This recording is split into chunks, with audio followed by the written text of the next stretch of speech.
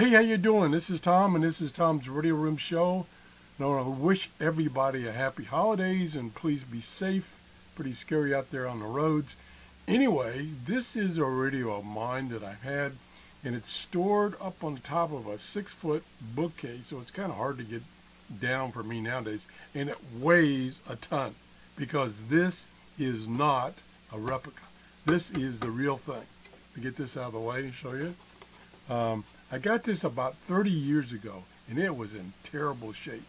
The grill cloth was all dried out, and it's now getting that way again. All the black here was delaminated and needed to be painted. All this trim here, black trim, and the finish was also in very bad shape. And it's been sitting there.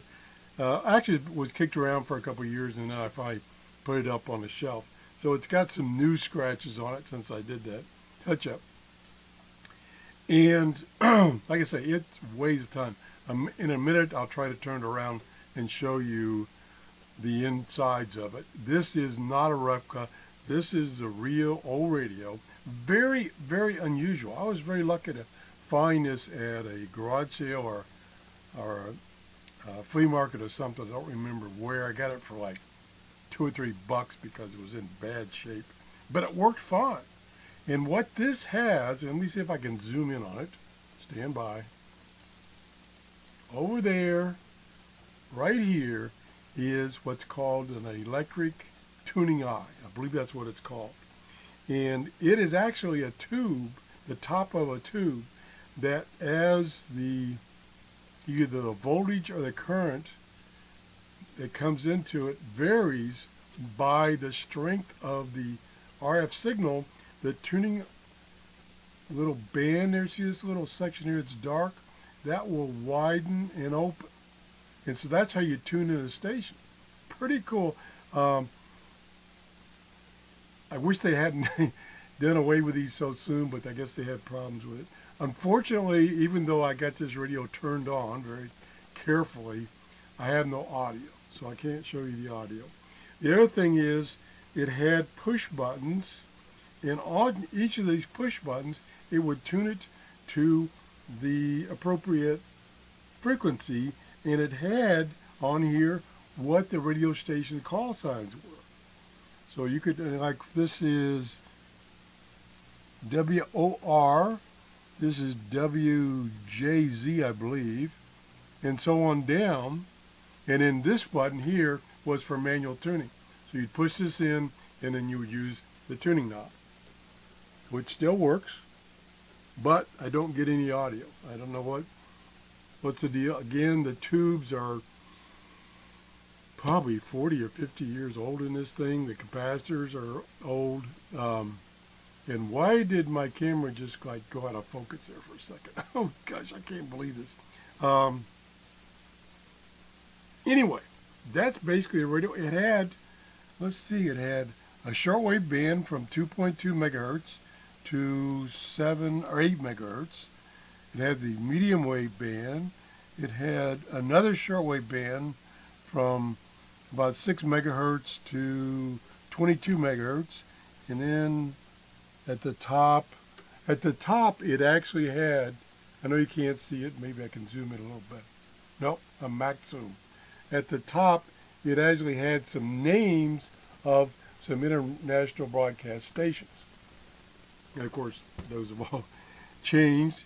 It did have markings down here on the shortwave band, about 2.35 to 2.5, it says police.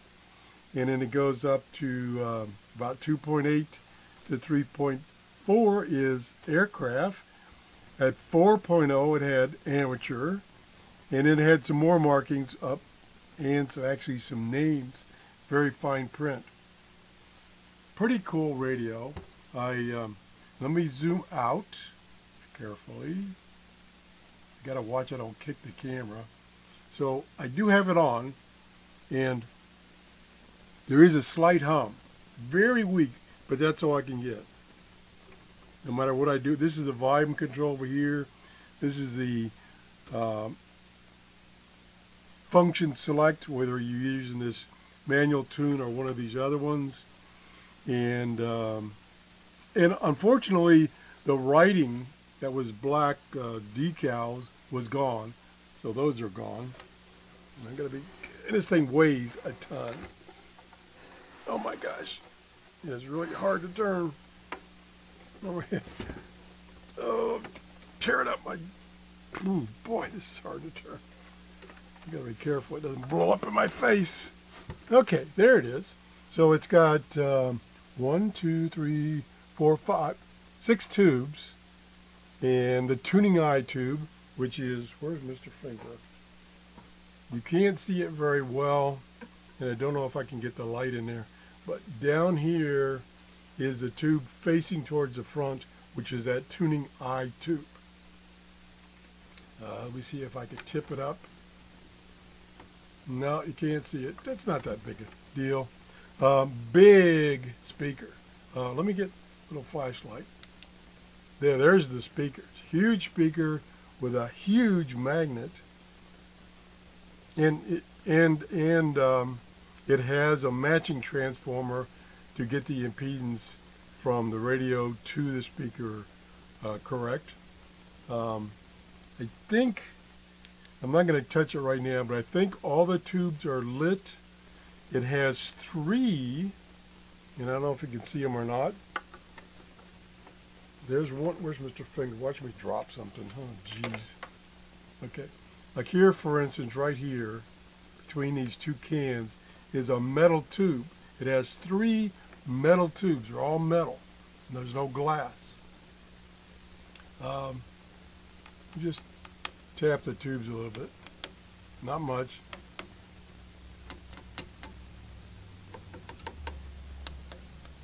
Nope, no audio. One thing I should have done, but I was in a hurry, is I should have brought this up on what's called a variac, which you plug it into your AC outlet, and then you plug the device, such as this radio, into that, and then there's a big dial on the top that you can slowly raise the power, or the voltage to the device, the AC voltage to the device. And that way, if you've got components that are old and may break down, it's better to bring them up slowly like that than to, boom, pop them with 110 volts, which I did. I popped it with 110 volts, stood back, see if it blew up. It didn't blow up. So I'm suspecting probably some of these tubes have probably gone bad, and maybe it's just a matter of, matter of fact, I'm going to play it a little safe here. I'm going to turn this off. There we go. Because another thing will happen is it has the old electrolytic capacitors, and they will dry out and short, and you'll see like smoke come out of the thing and maybe fire. I did vacuum all this out because it's filled with dust and unfortunately cat hair, because my cat goes up on top of that bookcase and sleeps right against it. And that cat has very fine hair, and it was just packed with cat hair. Anyway, that's about it. Big transformer for converting the 110 down to the various voltage that the tubes need. Somebody, I didn't do this, somebody, and it was a long time ago based on the material used here, somebody added a external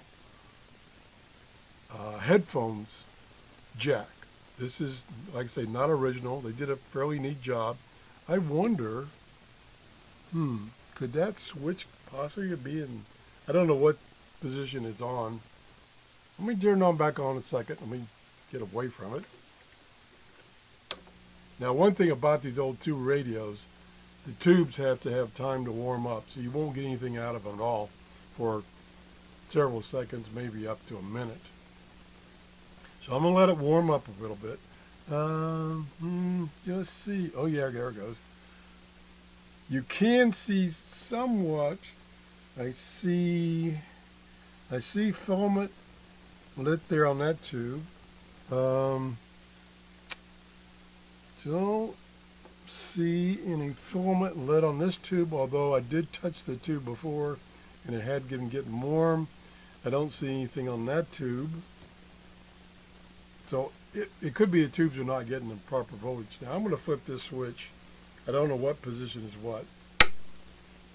No, I didn't do anything. I didn't think it would. Oh! That's it! Oh my gosh! I actually have sound. It's a hum. Now let's see if we can tune. No. But I do have sound now. Let me turn it back around. Now, I don't know why that switch had been moved. Unless maybe the cat did it. Oh, I got the cord underneath. Stand by, there could be a fire. Okay, I do have AC hum, but I have no reception. I don't have an antenna hooked. Let me see if I touch the antenna lead or terminal. Yeah, there's noise. Okay. Let's see, which one should I attach this to here? Okay, so I got a little 6-inch piece of wire now for an antenna. Still nothing there. Now, this light should be on, and it says tuning or manual tuning or something. That should be on. It's not on. Let me see if I'm in the wrong position. No, that was on earlier. That's not on. So maybe this button is not making contact. I can't get that button to come out. Okay, there it goes. It's coming out.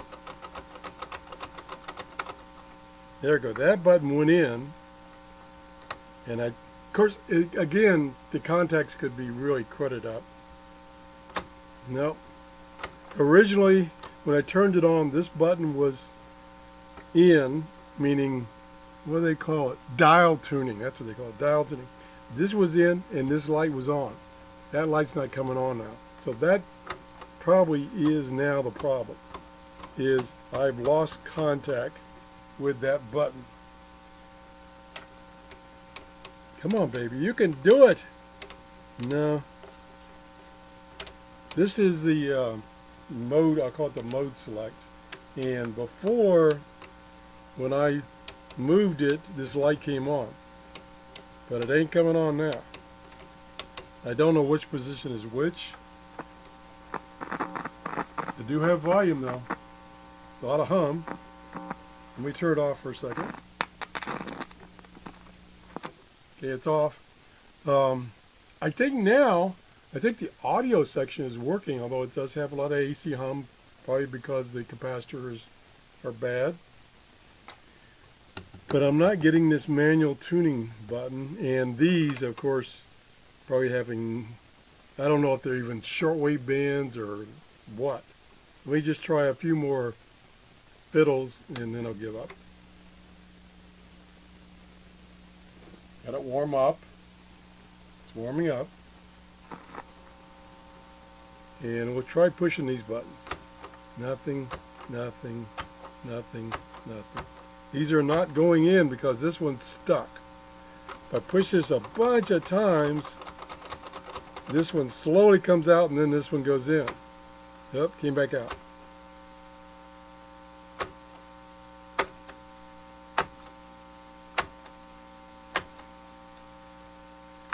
No, can't do it. I had my chance before when I had this light on, and now it is not coming on no matter what I do. But anyway, we got some nice hum out of it.